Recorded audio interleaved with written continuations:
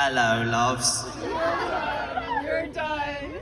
What? You're done. You're done. Hi. My name is Conan. Nice to meet you.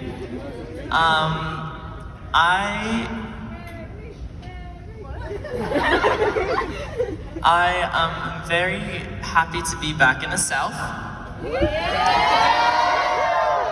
I can, yeah! I can tell that we're in the South because there's like a giant Sonic building by my hotel. Headquarters? Headquarters. Wow. It started, what's your hometown? Shawnee, Oklahoma? Damn. Blessings to Shawnee, because Sonic is actually the savior of all Southern people. You're shaking your head? You don't like Sonic? Oh, you work there. That makes sense. What was that, like 50-cent hot dog day or something? Yes. Corn dog? That should be illegal, actually. Who knows what they put in those? No, I'm really happy to be back. I can tell I'm back because Sonic and because Ozarka water. Yes, it's Only in the South. I'm gonna answer some questions, and that's it. When was the last time you cut your hair? When was the last time I cut my hair? Whoa. Whoa. What the hell? Why is it so elaborate? Right, that question. The last time I cut my hair was 2 weeks ago. Whoa. Really? It does not show. It does not show. There is this rumor on the internet right now. I think there's like a section of the world that maybe is asleep right now that thinks that I cut my hair off because there was a photo of me in a Starbucks where my hair is like it's wet because I took a shower, guys, because I'm allowed to do that. I did that. I took my very first shower. And I like wanted to go to Starbucks. It was 7 p.m. But I wanted a coffee. And so I went to the Starbucks with wet hair, not really thinking anything of it. And now everyone thinks that I shaved my head. It's still here. Yeah, it's a wig. Yeah, it's a wig. Actually, after every show, just collect all the hair on the floor and just put it up. No, it's mine. You can't have it. It's mine. But shoot, what was it? Oh yeah, it was 2 weeks ago. I get little tiny haircuts often. I don't know, the last time I had like a lot of hair cut off though was honestly maybe like 2 years ago. Mullet. So the mullet it's era. getting long left. What's your favorite show outfit you've ever worn? Red. Favorite show outfit? Definitely red. Red. Red? From Chicago? Wear it tonight. Yeah. Wear it Oh, wear it tonight? Wait, I can't wear it tonight. I'm sorry. Please. It's not prepared. Is it stinky? Who knows? My favorite from this tour, I really love the Super 8 black one. Because it's just so Super 8 and like, it looks like a cartoon character costume. I really love the black one with the butterfly, like the blue butterfly. Honestly, I love all of them. I don't know what I'm saying. I really love these tour outfits. But yeah, I'm a little nervous. I don't know what to wear because I'm playing ACL after this. And I feel like I have to like show up for my hometown. I'm not gonna, I'm just gonna wear whatever. But low key, out of like all of Texas, you know, I feel like I'm a pretty proud Texan, right? There's 3 major cities in Texas: Dallas, Houston, and Austin. Okay. Austin does not give a shit about me. Out of all the Texas shows, they always buy the least tickets. Dallas and Houston, they're like, yeah, Texas. Austin, they're like, we don't want him. They're like, get him out of here. I don't care. Come to love us. Lubbock? I know Lubbock. I ain't coming to Lubbock. But I would say my favorite outfit that I've ever worn for like a performance was probably Jimmy Fallon. Like the white, like custom. I'd like, me and my stylist Katie, I was like, I want to look like I'm bleeding. And it was just so magical. I was so nervous I was gonna shit my pants. I was gonna shit my pants in front of Jimmy Fallon. But it was really pretty. What movies did you have in mind when writing movies? Pride and Prejudice. What movies did I have in mind when I wrote movies? Bridge to Terabithia. You're done. I am a huge sucker for rom-coms. Yes. I love rom-coms. The shittier, the better. Exactly. Like the more corny, the better. The less logical, the better. Like, yeah, of course, you're a multi-billionaire CEO, chic girl boss, and you live in a 17,000 floor apartment, and of course you'd fall in love with your intern. Cause why wouldn't you? Go off. Like, I just love the stupid shit. I also love the trope of one works too much, doesn't think about love, and then like small town random person. Like, I like that.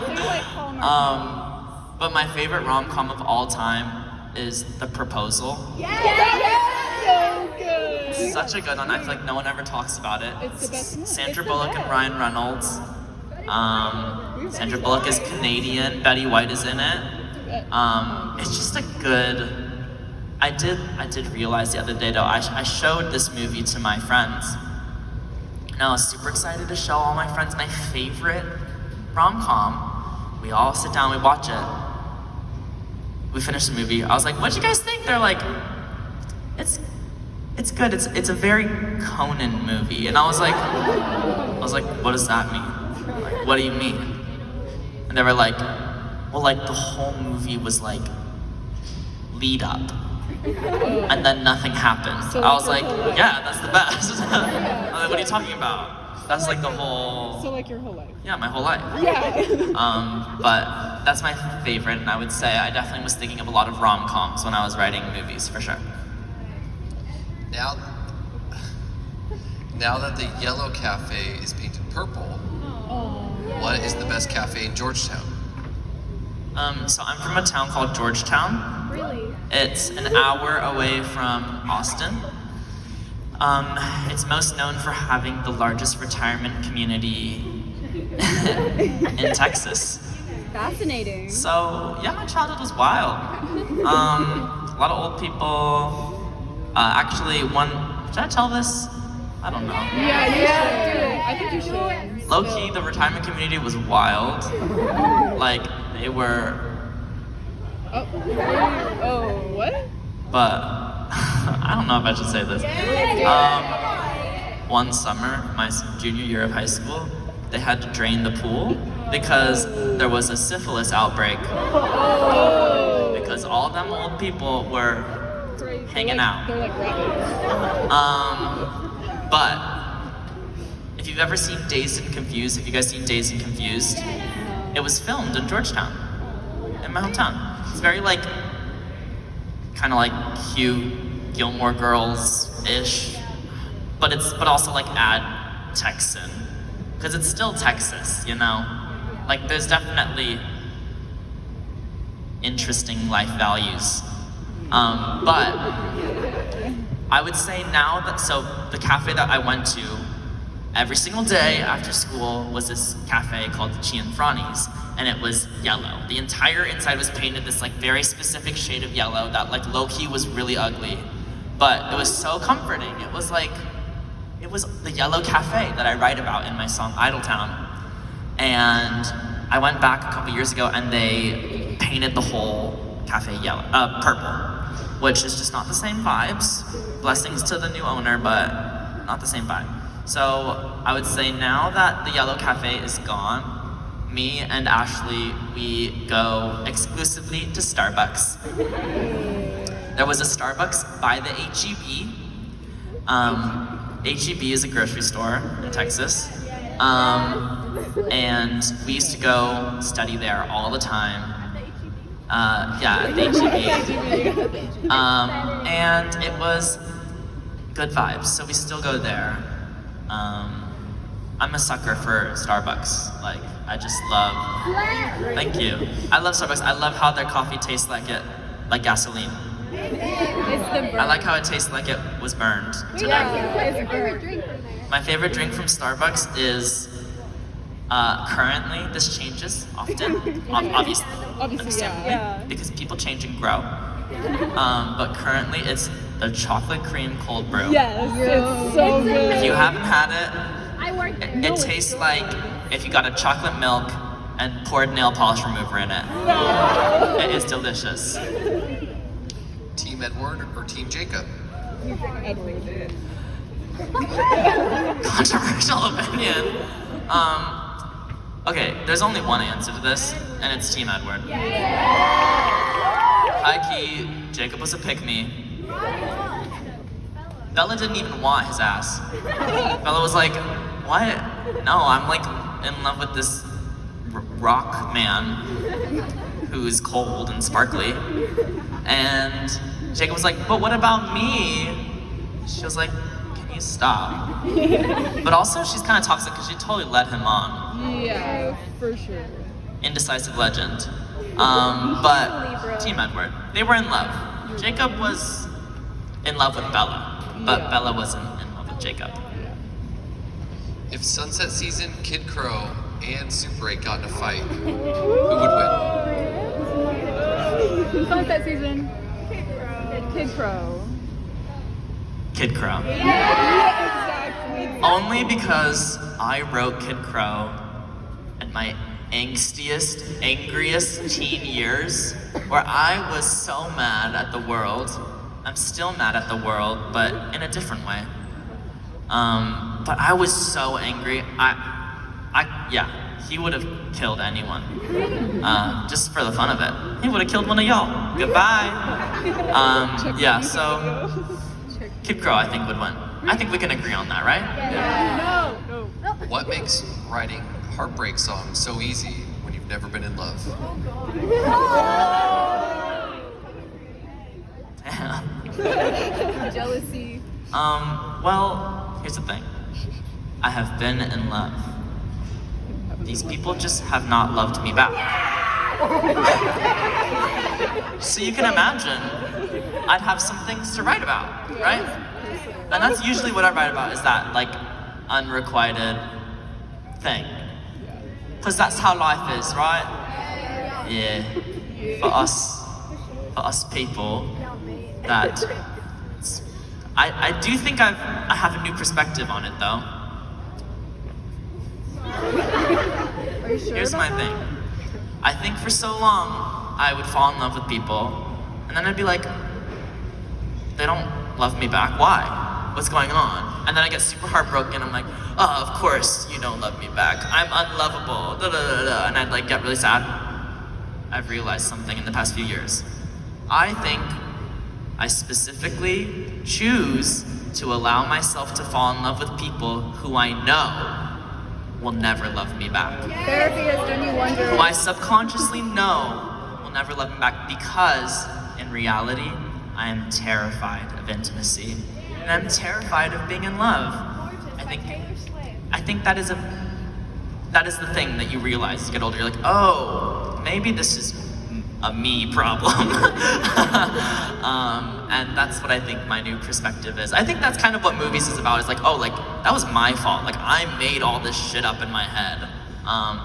Yeah. Yep. What's the last dream you remember having? Oh god. I actually remember my dream last night.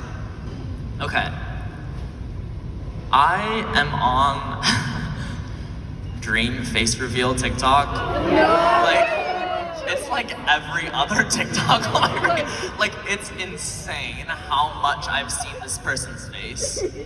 I don't even know what Dream does. Streamer, I know that now. But like, I never knew of this person until Dream face reveal was the only thing on my For You page. So I had a dream last night that me and Ashley were together and we were like staying in this like massive mansion that in my dream I knew was my house. I was like, this is my house. And in the dream, I was a streamer who had made like millions of dollars streaming anonymously You should as do this it. like persona. And Ash and I were sitting at the dinner table. We were having a very serious discussion about whether I should reveal my face or not. And we didn't come to a consensus. The whole entire dream was just debating. And yeah, I mean, it's a kind of crazy thing. Like, what a interesting spot in life this streamer ended up in. But yeah, that was what my dream was last night. And yeah. When are you gonna be a gamer boy? What was your favorite TV show to watch growing up? I was definitely an iCarly viewer. I also was a huge fan of Victorious. And I, maybe this is a little later, but like the only like, one of the shows that I like really have watched since I was like literally in middle school, it's not a TV show, but it's Good Mythical Morning. Any viewers here? Yeah. I still watch Good Mythical Morning a lot when I'm lonely So like all and the I time. need Rhett and Link to make me feel like I have friends. But yeah, iCarly was big for me. I'm trying to think. I was also, when I was really young, I was definitely a Teletubbies kid. And my mom I grew up super poor. My mom would do this fun special thing for us, for me and my sister, because when you're a kid and you grow up poor, you kind of don't really know that you're poor. But my mom would like be like, today is Tubby Custard Day. I'd be like, oh my god, it's Tubby Custard Day!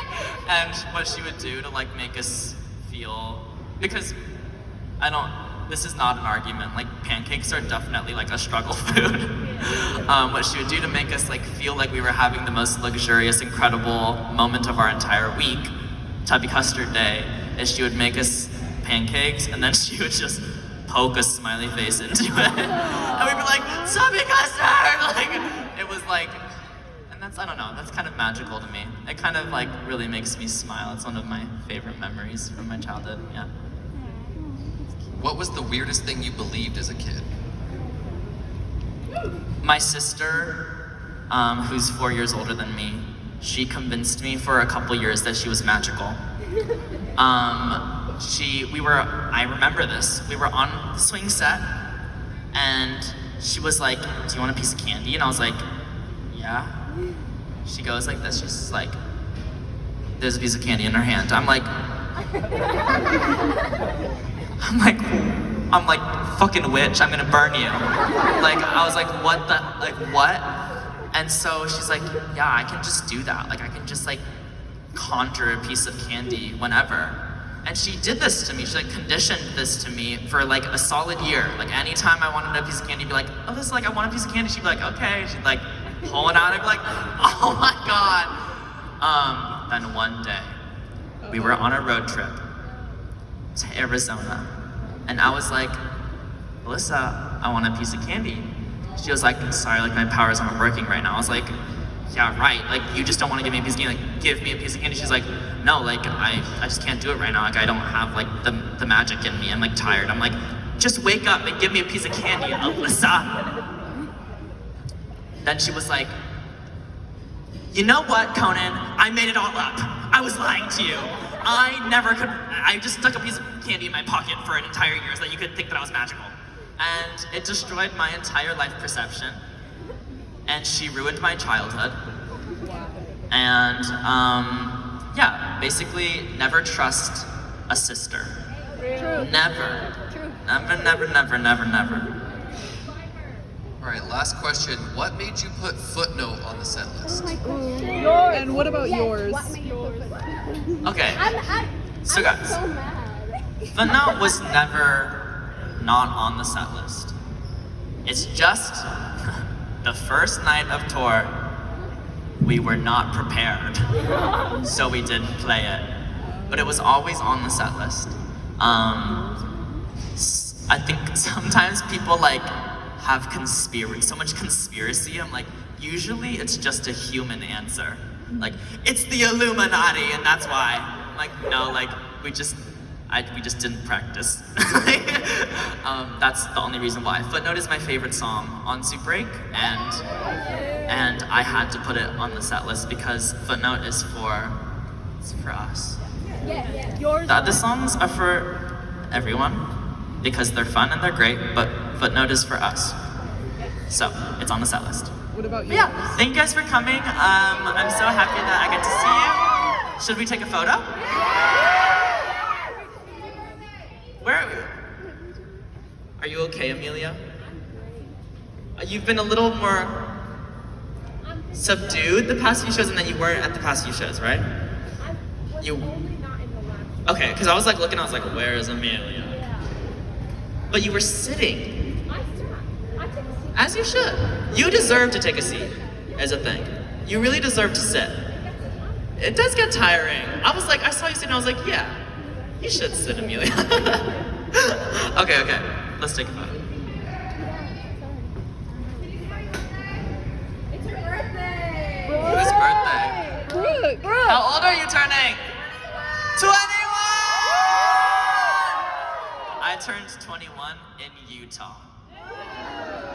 And I don't know if y'all know, but you're not even allowed to drink in Utah. What? I mean, you can, but it's a little frowned upon. But happy birthday. 21. Good year. 21, not too bad. 22? Actually, worst year of my life, 17. Ugh. True. Oh my god, 17 is rough. It's awful. Heartbreak sushi. Start shaking this shit. Okay, ready? Smile.